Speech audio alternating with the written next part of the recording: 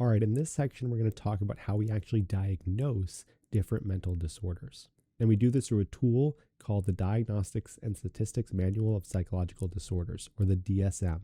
And this is basically a long book that has all of the different classifications and ways to organize and identify different psychological disorders. So I want to kind of break down and talk through how this book has evolved and the history of how this diagnostics tool has changed throughout the history of psychology.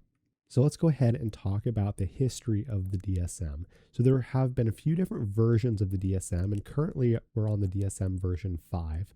First, it started as the DSM-1 back in 1952. It was primarily used to assess different disorders through veterans, specifically Army veterans, and how they documented and identified different psychological disorders.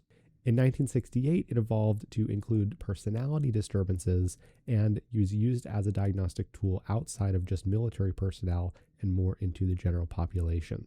By 1980, it had become more precise and actually identified a series of criteria that it used in a multi-axial system, which we're going to talk about here in a minute.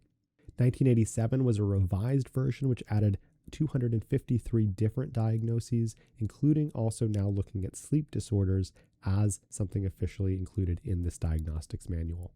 By 1994, that had increased to 383 diagnoses plus clinical significance criterion. So this was a new version, the DSM-4, and this was a really big step and was now used to diagnose different clinical criterion for people in psychological clinical care. In 2000, this was revised again to include 383 diagnoses and also improve the descriptions of these diagnoses.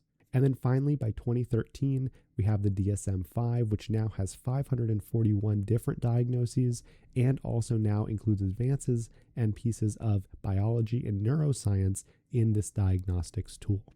So looking at how it was classified in the DSM-3, we talked about the multi-axial classifications. And what this means is that it broke down the classification of psychological disorders into these 5 different axes. So axis 1 was specifically about major mental disorders, whereas axis 2 was about personality or intellectual disorders. Axis 3 was specifically about medical conditions. Axis 4 was about psychological stressors. And axis 5 was about global assessment of function. And so each of these 5 axes then became a piece that they could look at and see, do we have criteria to meet as a disorder in each of these 5 axes?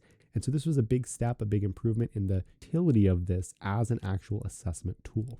With the DSM-5, there was also a major change in restructuring to how this was organized in that it now looked at disorders and organized them throughout the lifespan. So specifically, rather than just these 5 axial components, it organized the disorders from ones that would occur early in life all the way up through late life periods. And so this also helped it improve as a diagnostic tool because it was more useful and more usable because you could look for how these progressed and how disorders might be linked to one another progressing through the lifespan.